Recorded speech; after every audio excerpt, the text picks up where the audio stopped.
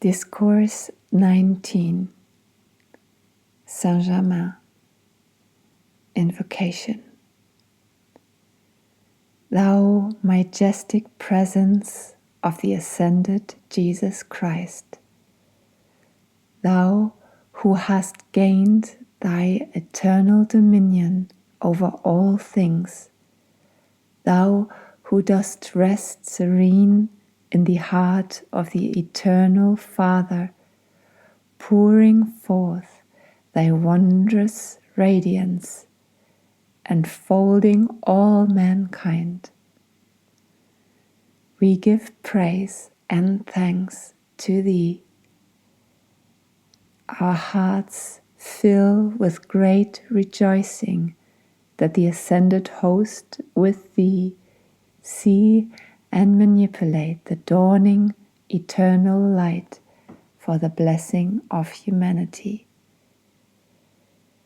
Through his own personal ray, Jesus will now speak his wish to the students.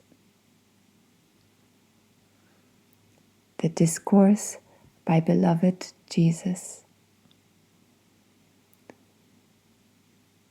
When I said, I am the open door which no man can shut, I meant humanity to understand. I referred to the great I am, which is the life of every individual manifest in form. I did not wish to convey that the personal Jesus was the only one to whom this great privilege was ordained. Each one of you, beloved children of the one Father, has the same mighty presence within you, the great I am that I have, and that I had at that time by which I achieved the final and eternal victory. Here I wished you to understand, for encouragement, strength, and certainty in your minds, that the consciousness I used for this great victory was the use of the I am presence which you are being taught. I had made search through all the avenues available at that time, and at last the determination and desire for the truth led me to the great Master, whom you shall one day know. He gave to me this inner secret and mighty acknowledgment, turning me to that mighty presence, the great I am. Through his radiation, I was able to comprehend and at once begin using it. This is the only way by which any individualization of the ray of God may achieve the eternal victory and build his structure upon a firm foundation from which no outer activity can ever disturb him. At this time, I wish to convey the simple, all-powerful use of this presence to you. All who have achieved the mighty victory and who have been able to raise their body as I did, or who raised them before, have used the conscious activity of that mighty eternal presence I am. When I said to my disciples and to humanity, the things that I have done shall ye do also, and even greater things shall ye do, I knew whereof I spoke, knowing that within each individualization or child of God, there was this mighty I am presence by which you are impelled forward with no uncertainty. I say impelled because I mean just that. The constant use of your I am presence does impel you forward in spite of any activity of the outer self. So long as this single idea is held firmly, storms, distress, and disturbance may rage about you, but in the consciousness of the I am presence, you can and are able to stand serene, unmoved by the seething vortex of human creation, which may or may not be about you. There is but one way by which you and the Father may become eternally one, and that is through the full acceptance of His I am presence, energy, love, wisdom, and power which He has given you. Golden links, golden steps by which you climb serenely upward into your final achievement.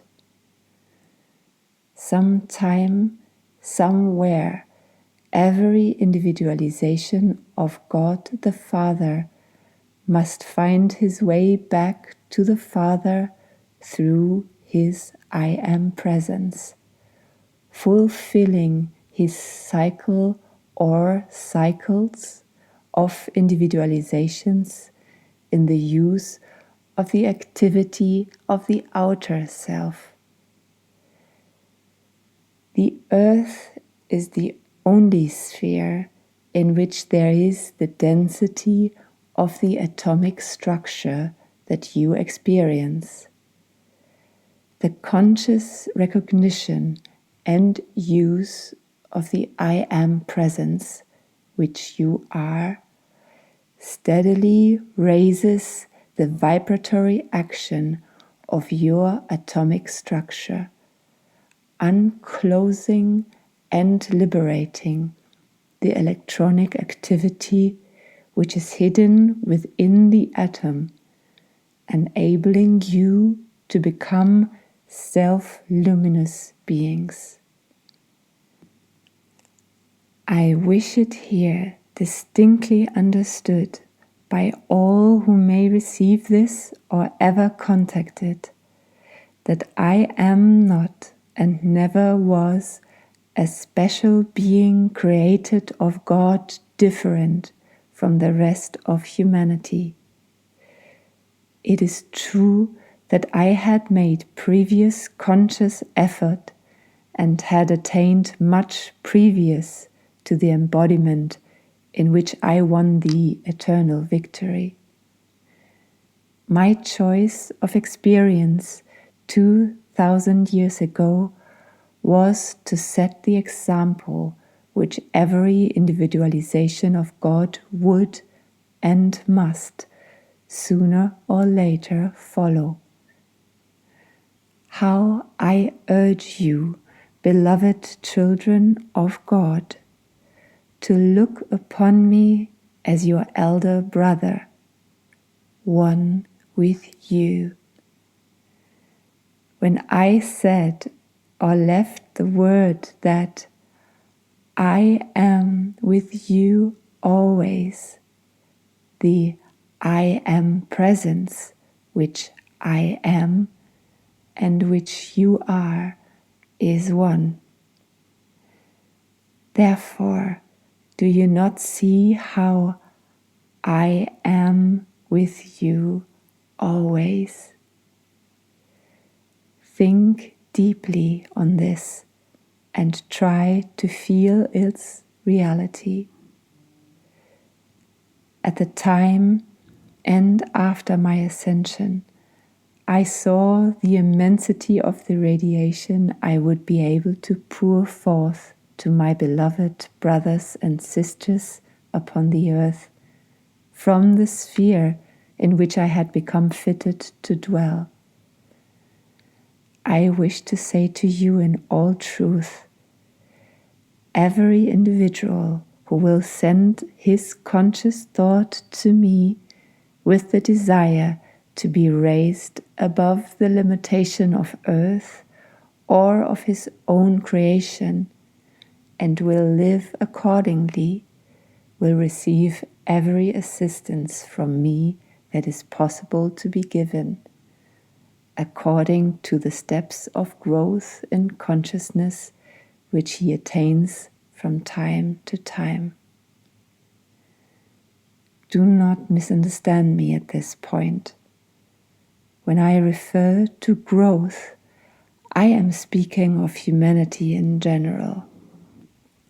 I do not refer to some who have previous attainment sufficient, which, in their present use and full acceptance of their I am presence, they may rend the veil of human creation and step forth into the embrace of the ascended, blazing I am presence at any time. There are some in the group of students already drawn together for whom it is possible to do this. That depends entirely upon themselves, upon the calm, poised intensity by which they become conscious of their I am presence. These great tidings I bring to you because I proved them in my own personal experience.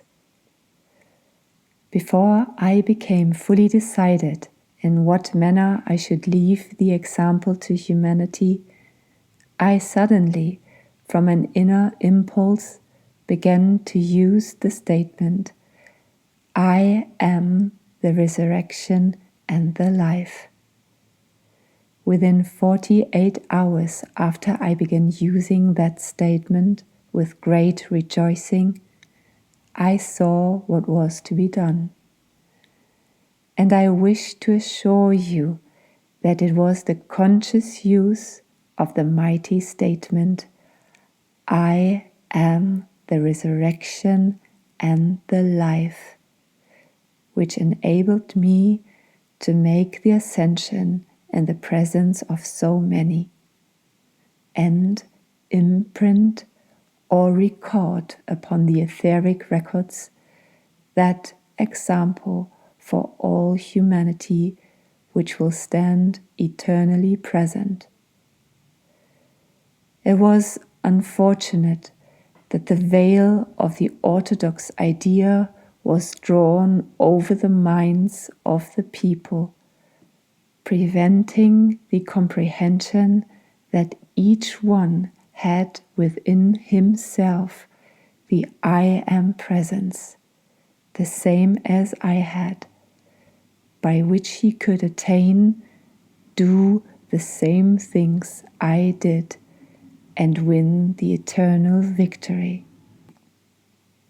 Such, beloved students, is my personal message I leave with you, spoken through the light and sound ray into which any of you may enter, see and hear with sufficient conscious preparation. Again, I urge you to think of me as your elder brother, ready to give you assistance at all times. Do not think of me as a transcendent being so far beyond your reach that contact is impossible. For the I am presence, which enabled me to make the ascension, is the same I am presence that will enable you to make the ascension as I did.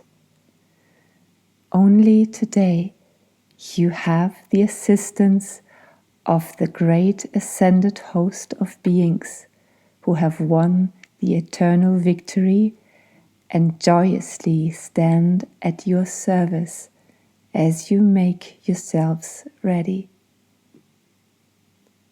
With my love, I unfold you. I again repeat, I am with you always. Saint Germain, did I not have a surprise for you? Benediction. Into the fullness of thy mighty silence, O great presence, we come to rest, to feel thy peace, to love thy harmony pervading all. O mighty love presence, which beats the hearts of all mankind, strengthen thyself within their hearts. Draw and hold their conscious attention upon thee, the great love star in the heart of each one. Glorify thy presence and thy Creator in them. Bless all mankind with that strength to look only to thee and to stand steadfast facing thee.